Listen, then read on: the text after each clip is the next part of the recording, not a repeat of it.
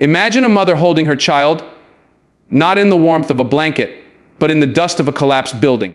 Imagine a father searching through rubble, not for treasure, but for the last heartbeat of his son. And then imagine the silence after the explosions. A silence so loud it drowns your soul. Where is God when Gaza cries? It's a question that shakes faith, that rattles our understanding of justice, that makes even the most devout whisper doubts in the night. Some say, God is absent. Others say, God is watching. But the truth is more complicated, because when Gaza cries, it is not heaven that has abandoned earth. It is earth that has abandoned heaven. We ask, where is God? But perhaps the real question is, where are we? This is not a distant issue. Gaza is not a faraway headline. Gaza is a wound in the moral body of humanity. And when one part of the body suffers, the whole body is in pain. Whether we admit it or not, we must look deeper. We must walk through the pain. Examine our own role in it. Decide whether we will be silent witnesses or living answers. Pain is a reality that demands acknowledgement before it demands explanation. Too often, when we hear of tragedy, especially tragedy that happens far from where we live, we rush to rationalize it. We reach for politics. We reach for theology.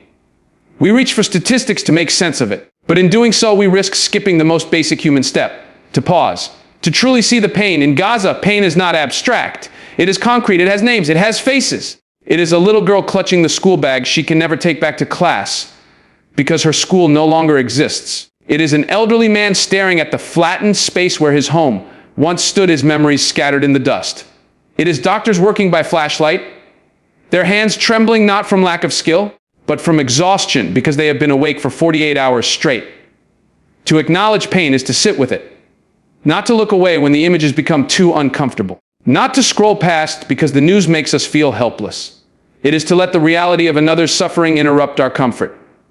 This is harder than it sounds, because modern life trains us to protect ourselves from discomfort. We put up walls between us and them, convincing ourselves that their pain is somehow different, less urgent, less deserving of our full attention. But pain knows no borders. Grief sounds the same in every language. The cry of a mother in Gaza is the cry of a mother anywhere in the world. To hear it and not respond is not neutrality. It is a choice. Acknowledging pain also means resisting the urge to explain it away. When tragedy strikes, some will say, it is God's will. Or, these things happen in war. But such statements, however well-meaning, can wound more than they heal. They imply that suffering is acceptable, even inevitable. They close the door on our responsibility to act. True acknowledgement means naming the injustice. It means saying, this is wrong. It means allowing ourselves to feel not only sadness, but outrage. Outrage is the emotional signal that something must change. It is not comfortable, but it is necessary. The people of Gaza are not statistics. They are human beings. Daily lives marked by decisions they did not make, wars they did not start, losses they did not deserve. Their pain is real. It must be honored with our attention, our empathy, and eventually our action. And yet acknowledgement is not passive. It is not simply feeling bad and moving on. It is the first step towards solidarity. When we allow ourselves to see and feel the pain of Gaza, we prepare our hearts to stand with Gaza. Once pain is acknowledged, it does not sit quietly in the corner. It calls for accountability. This suffering is not an accident without authors. It has causes, and it has those who benefit from its continuation. Every bomb dropped, every blockade enforced, every policy that keeps Gaza in a state of siege. These are human decisions. They are not inevitable acts of nature. Responsibility is not only for those who commit acts of violence. It extends to those who enable it, to those who justify it, to those who turn away from it. It includes governments that provide weapons, media outlets that distort the truth, citizens who choose indifference over action. We must resist the illusion that this is someone else's problem.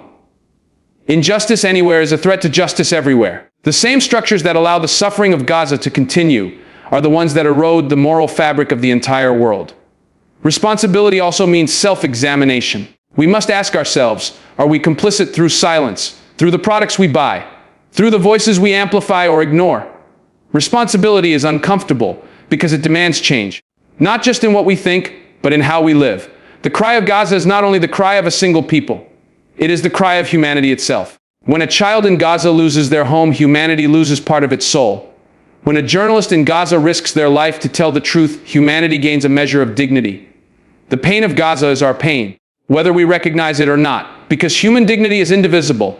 And if the cry of Gaza is the cry of humanity, then it is also a question to our own hearts. Do we still feel? Do we still hear? Or have we allowed the constant stream of tragedy to numb us into passivity? There is a danger in believing that compassion is a finite resource, that if we give too much of it away, we will have nothing left for ourselves. But compassion is not like money in the bank. It grows with use. It deepens with practice. And so every time we choose to hear Gaza's cry, to let it disturb our peace, we are not depleting our compassion. We are expanding it. This expansion matters because the forces that harm Gaza thrive on dehumanization. They rely on the world seeing Palestinians not as mothers and fathers, sons and daughters, but as faceless, nameless masses. The more we resist that, the more we insist on seeing and naming them, the harder it becomes for oppression to justify itself. And yet still, the question comes, where is God? It is whispered in hospitals. It is muttered in the dust after a blast. It is shouted in frustration by those who watch and can do nothing. Where is God when Gaza cries? I tell you, God is not absent. God is there in the suffering, not standing far off, watching from a safe distance, not indifferent to the pain, but present in the tears of the mothers, in the courage of the medics who run toward danger instead of away, in the neighbor who shares their last piece of bread. God is in the endurance of those who refuse to let war strip them of their humanity. God is in the tiny, defiant acts of hope, the planting of a flower in the rubble, the singing of a lullaby under siege. This is not to say that God causes the suffering. No. The cruelty of war is a human choice. But in the midst of that cruelty, God is the one who refuses to leave, the one who stays close to the wounded, the one who weeps with the grieving. Some will ask, if God is there, why does the suffering continue? And the answer is painful, but necessary, because God has given us the power to choose, and we have misused that power. God has given us the means to build peace, and we have chosen to build weapons. To say God is in the suffering is not an excuse for doing nothing. It is a call to join God there, to stand where the pain is, and to work until the pain is relieved. But too often we do not join. Too often we choose silence. Silence can feel safe. It can feel neutral. But in the face of injustice, silence is never neutral. It sides with the powerful, not the powerless. The danger of silence is that it allows lies to take root. It lets false narratives flourish. It tells the oppressed that their lives are not worth defending. History is full of moments when silence was the accomplice of atrocity. When neighbors did not speak out.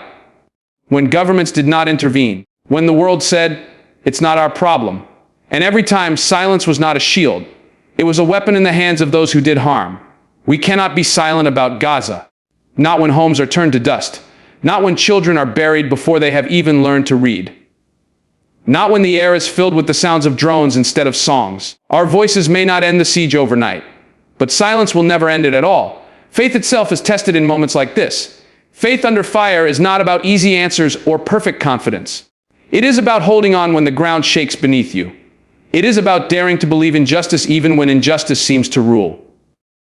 For some in Gaza, faith is the only thing they have left. A whispered prayer in the dark.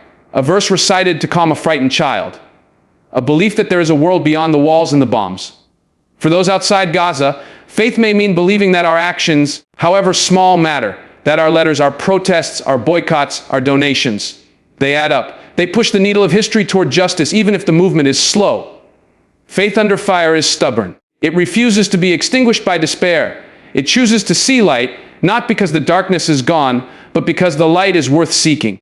And if we believe, if we truly believe, then belief must move us to act. Because hope without action is only sentiment. The call to act is not a call for everyone to do everything. It is a call for everyone to do something. Some can march, some can write, some can speak in halls of power. Some can simply refuse to repeat the lies that justify oppression. Action is the language of solidarity. It says, your life matters enough for me to change mine, even in the rubble. Hope survives. But hope is not passive. Hope is resistance. It is the refusal to let the oppressor have the last word. To plant when destruction reigns. To teach when ignorance shouts. To love when hatred burns. Hope is the bridge between what is and what can be. And if we carry it, if we protect it, it will carry us. And so I end where we began. Where is God when Gaza cries? God is there, and now so must we be.